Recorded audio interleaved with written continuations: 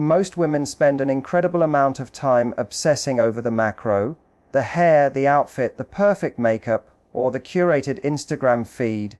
And while those things might grab a man's attention for a fleeting second, they aren't the things that actually hold it. Men are subconscious detectives. They aren't looking at the paint on the walls, they are looking at the foundation of the house.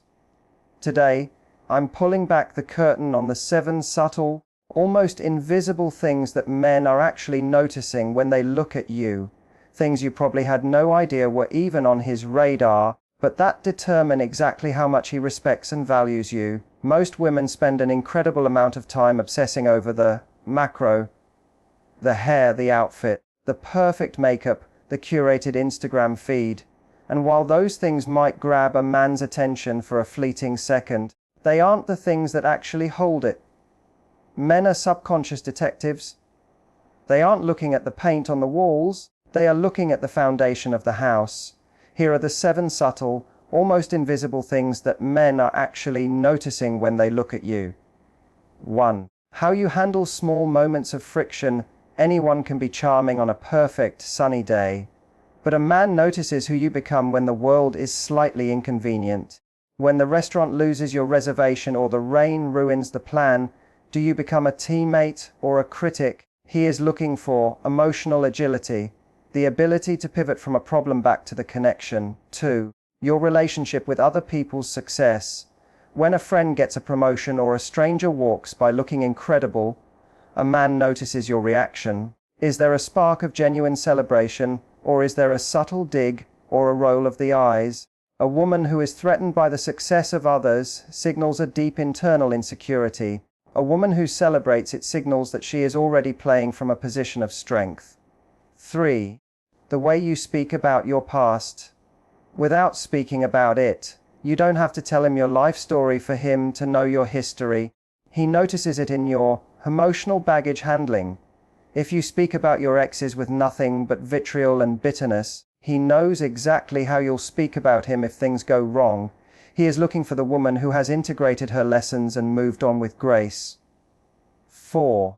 How much space you give him to be a man. Men notice the energetic room you leave for them. If you are constantly correcting him, over-directing him, or mothering him, you are effectively suffocating the masculine spark. He notices when you have the confidence to step back and let him lead, provide, or solve a problem, even if he doesn't do it exactly the way you would. 5. Your resting energy. When the conversation stops and you're just sitting in the car or walking down the street, what is the vibe? Is it one of tension and overthinking, or is it one of peaceful self-containment? Men are drawn to women who feel like a vacation from the stress of the world, not an extension of it. 6. Whether you are a consumer or a contributor, in a world of people who just want to be entertained, a man notices if you bring your own energy to the table. Do you contribute to the conversation? Do you bring ideas? Do you add value to the room, or are you just waiting for him to provide the experience? High-value men want a partner, not a passenger.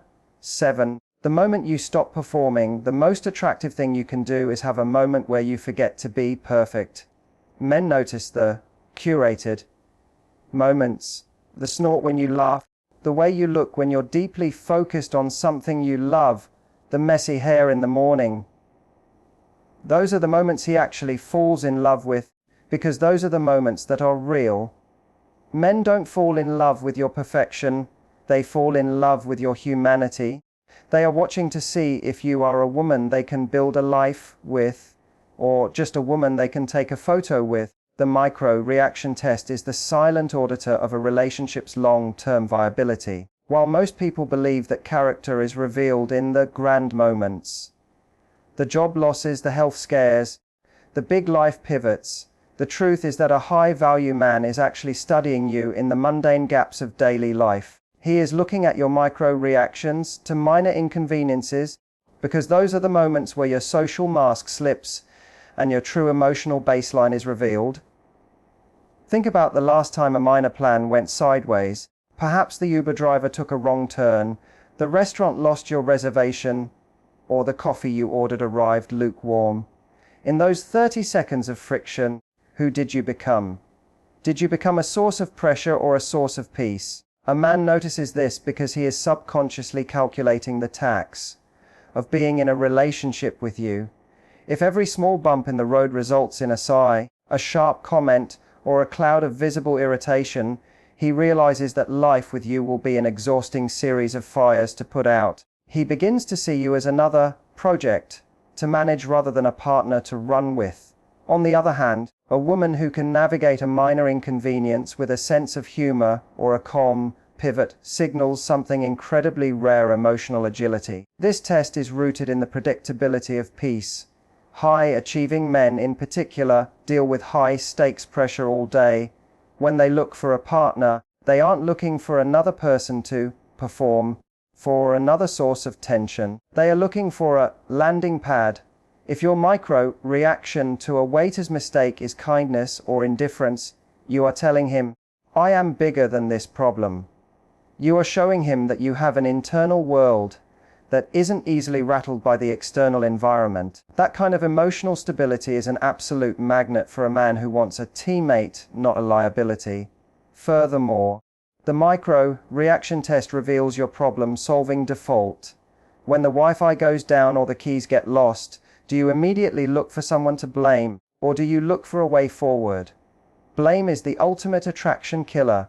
It signals a lack of accountability and a high degree of entitlement.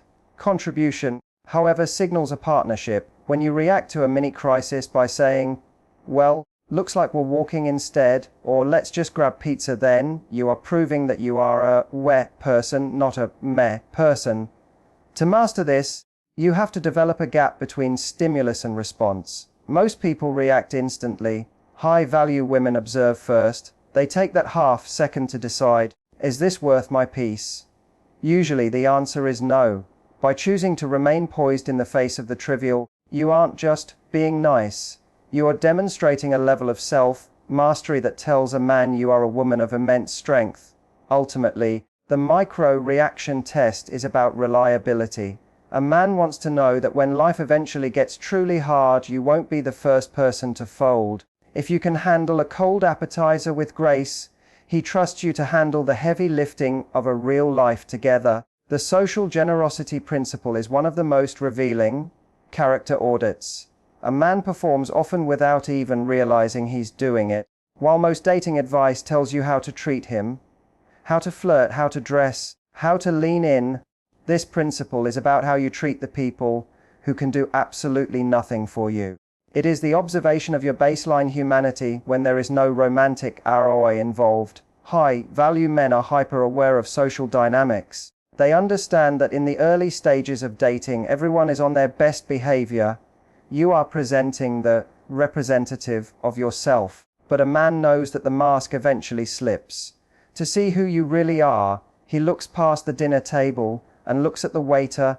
He looks at the valet, the barista, or the person struggling with a heavy door. This works because of the projection of future treatment.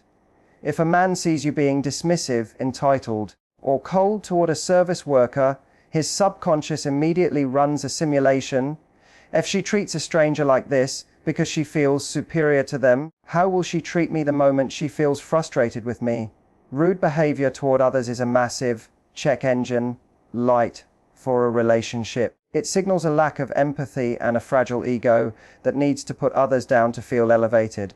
Conversely, social generosity is the ultimate sign of internal abundance. When you offer a genuine smile to a stressed cashier or show patience when a taxi driver gets lost, you are signaling that your happiness is self-sourced. You aren't hungry for status. You are so full of your own self-worth that you have a surplus to give away to everyone you encounter. This is incredibly magnetic because it suggests that being in a relationship with you will be a value-add experience, not a value drain. Furthermore, this principle reveals your emotional status. Insecure people are often socially stingy. They withhold kindness or eye contact because they are afraid of losing power. But a woman of high status, a woman who is truly sovereign, doesn't lose anything by being kind. In fact, her kindness is her power. It shows she is so comfortable in her own skin that she can afford to be the warmest person in the room. A man also notices your social awareness. Are you aware of the energy you bring into a space? When you walk into a party or a meeting, do you lift the room, or do you wait for the room to lift you? Social generosity is about being a contributor to the atmosphere. It's the woman who makes the wallflower feel included, or who thanks the host with genuine warmth. To master this, you have to move from politeness to active empathy. Politeness is following the rules, generosity is seeing the person, it's making eye contact, it's a thank you that actually lands, it's the ability to remain a source of peace, even when the person across from you is having a bad day. Ultimately, the social generosity principle tells a man if you are a teammate for life, or just a partner for the good times. If you are generous with the world, he knows you will be generous with his heart. He realizes that your kindness isn't a tactic you're using to get him. It's simply who you are. And that is the kind of woman a man never wants to let go of. The presence of standards is the ultimate differentiator between a woman who is agreeable and a woman who is arresting.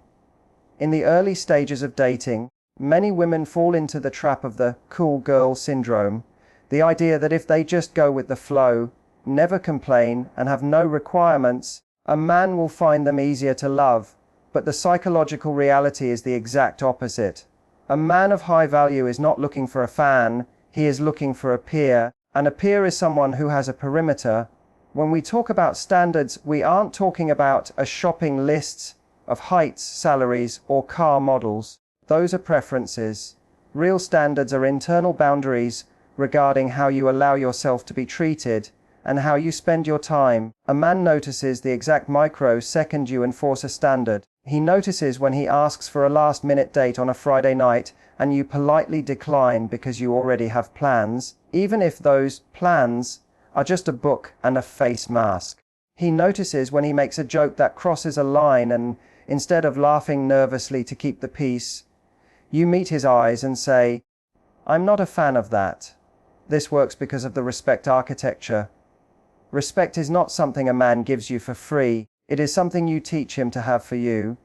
If you are always available, always fine with everything, and always shifting your life to fit his, you are signaling that your time and your feelings have low market value.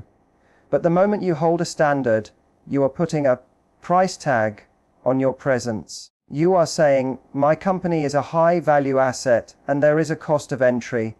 To a high quality man, that boundary is a massive green flag. It tells him that if you have high standards for him, you clearly have high standards for yourself. Furthermore, standards create the challenge of the prize. Human beings are evolutionarily wired to value what they have to earn. If a man knows that he can behave poorly or put in zero effort and still have full access to you, he will subconsciously begin to devalue the relationship. But when he sees that your affection is contingent on his character and his effort, he stays awake. He realizes that he has to show up to stay in the game. This doesn't push a good man away, it inspires him, it gives him a goal to aim for. The presence of standards also reveals your self-sovereignty. It shows that you aren't looking for a man to complete you, or to provide your sense of worth. You are already a complete person with a set of values that were there before he arrived and will be there if he leaves. This lack of neediness is the most intoxicating form of confidence. It tells him, I want you, but I don't need you to the point where I will compromise who I am.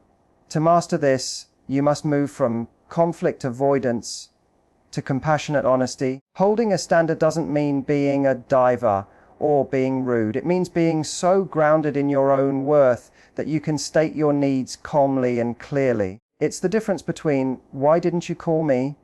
And I really value consistency, so I tend to lean into people who follow through on their word. Ultimately, your standards are the gatekeepers of your life. They filter out the men who are just looking for a convenience and draw in the men who are looking for a queen.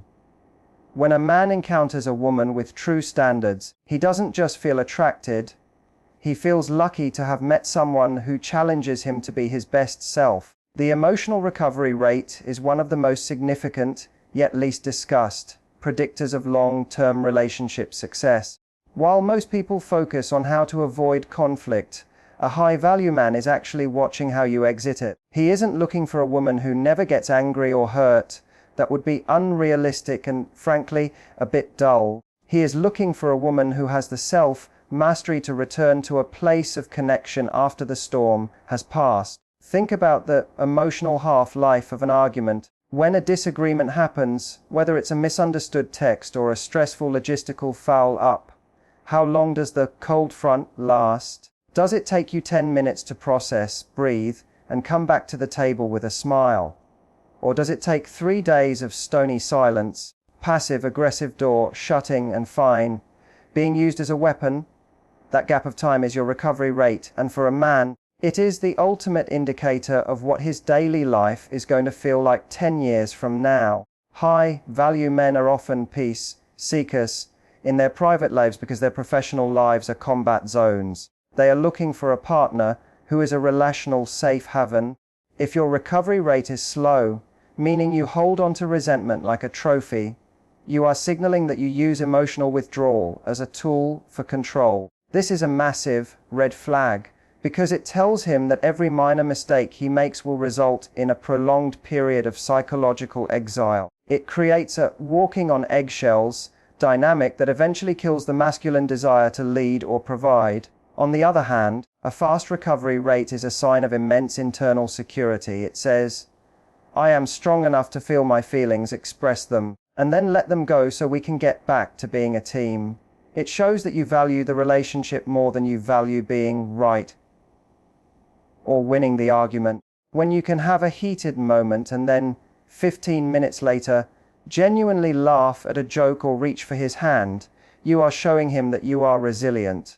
You are proving that the bond between you is bigger than any single moment of friction. This principle is rooted in the architecture of repair. Relationships aren't built on the absence of conflict, they are built on the quality of the repair. A man notices if you are a repair-oriented woman. Do you look for the bridge, or do you look for the wall? When you have a fast emotional recovery rate, you are effectively lowering the cost of entry. For him to be honest with you, he feels safe being vulnerable because he knows that even if things get messy, you aren't going to punish him for eternity. To master this, you have to develop the ability to self-soothe. A slow recovery rate usually happens when we wait for the other person to fix our feelings. A high-value woman takes responsibility for her own emotional state. She knows how to walk away, take a breath, and remind herself of the big picture before she re-engages. Ultimately, your emotional recovery rate determines the climate of your relationship. If you can move from clash to connection quickly, you create a relationship that feels light, adventurous, and safe. You aren't just a woman he dates. You are the woman who makes his life feel easier, better, and infinitely more joyful. Passive confidence is the most intoxicating form of attraction because it is the only one that cannot be faked. While active confidence is what you do when the spotlight is on you. The way you speak in a meeting, the way you flirt, the way you perform for an audience. Passive confidence is the energy you emit when you think nobody is watching. It is the comfort you have in your own skin when you are simply existing in a space. A man of high value is a student of body language and subtext. He notices the un-curated versions of you. He notices how you sit in a chair when you're lost in thought, how you walk through a grocery store, or how you react to being alone in a crowded room. If you are constantly checking your reflection, fidgeting with your clothes, or buried in your phone the second there's a lull in conversation, you are signaling internal turbulence. You are telling the world that you aren't quite comfortable being just you, without a digital or physical shield. But a woman with passive confidence has spatial sovereignty. She occupies her space with a sense of belonging. She doesn't look around the room for permission to be there. This works because it signals low anxiety attachment. When a man sees that you are content in your own company, that you can sit in silence without needing to be entertained or validated, he realizes that you are a woman of substance. You aren't a hungry soul looking for him to fill a void. You are a complete person who is inviting him to join an already settled world. This principle is rooted in the absence of performance. We live in a performative culture where everyone is trying to look like the best version of themselves. Passive confidence is the relief from that performance. It's the snort when you laugh because you're genuinely amused, not because you're trying to sound cute. It's the way you lean back and take up space rather than shrinking yourself to look dainty. To a man, this is incredibly relaxing. It tells him that he doesn't have to perform around you either. It creates an atmosphere of authentic safety. Furthermore, passive confidence reveals your relationship with yourself. A man notices if you like your own company. If you are constantly seeking external noise to drown out your own thoughts, it suggests a lack of internal peace. But if you can walk down the street with a slight private smile, as if you know a secret the rest of the world hasn't figured out yet, you become an enigma. He wants to know what that secret is. He wants to know what makes you so steady. To master this, you have to practice the art of stillness. It's about being okay with the gaps. It's about putting the phone away and just being present in your body. It's about the open posture, keeping your shoulders relaxed and your heart space open to the room. When you stop trying to be attractive, you become 1,000 times more magnetic because you are finally being real. Ultimately, passive confidence is the ultimate high-value signal. It says, I am enough, whether you notice me or not. And ironically, the moment you truly believe that is the exact moment he finds it impossible to look away. The investment in joy is the ultimate psychological insurance policy for a relationship. It is the practice of building a life that is so vibrant, so textured, and so emotionally self-sufficient that a man's presence becomes a luxury addition rather than a survival requirement. Most dating advice focuses on how to fit into his life, but high-value attraction is actually about how much color you have in your own. A man of substance is hyper-aware of your emotional dependency. He is looking at the joy infrastructure you had in place before he arrived. Do you have hobbies that make you lose track of time? Do you have a circle of friends who challenge and nourish you? Do you have a mission, a passion, or even a simple Sunday ritual that you wouldn't trade for anything? If the answer is no, and your entire emotional weather system begins to depend on the frequency of his text messages, you are creating an invisible weight. You are handing him the remote control to your happiness, and for a man, that is a terrifying amount of responsibility. This works because of the scarcity vs. abundance dynamic. When you have a deep investment in your own joy, you move through the world with a sense of emotional wealth. You aren't hungry for his attention because you are already fed by your own life. This creates a magnetic pull because it signals sovereignty. It tells him, I have a beautiful world over here. You are invited to join it. But the party is happening whether you show up or not. This lack of neediness is the single most attractive trait a woman can possess because it allows a man to pursue you without the fear of being consumed by your expectations. Furthermore, an investment in joy reveals your resilience. A man notices how you spend your solo time. If he knows that when he's busy, you are off taking a painting class, hiking with friends, or finally finishing that book, he respects you. He realizes that you aren't sitting by the window, waiting for his life to start. You are a contributor of energy, not a consumer of energy. When you eventually come together at the end of the day, you aren't bringing him a void to fill. You are bringing him stories, laughter, and a refreshed spirit. This principle is rooted in the multi-dimensional woman. Men are drawn to complexity. If your only dimension is the relationship, you become predictable. But if you have an investment in joy that exists outside of him, you remain an enigma. You stay awake in the relationship because you aren't relying on him to be your therapist, your entertainer, and your entire social life. You are a woman of many worlds, and he is the lucky man who gets to inhabit the most intimate one.